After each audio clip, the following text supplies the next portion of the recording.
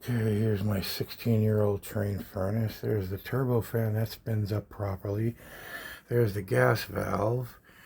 And down here on the left is the flame sensor, and on the right is the igniter. I'm going to turn the heat on now. Cycle that up. There we go. See, now first the turbofan comes on. And the igniter.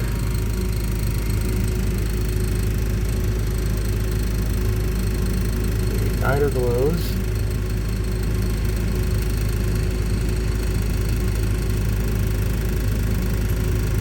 Let it click.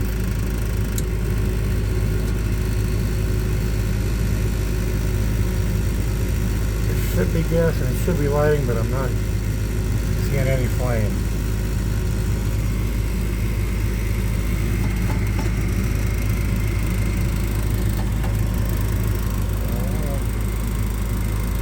That's my problem.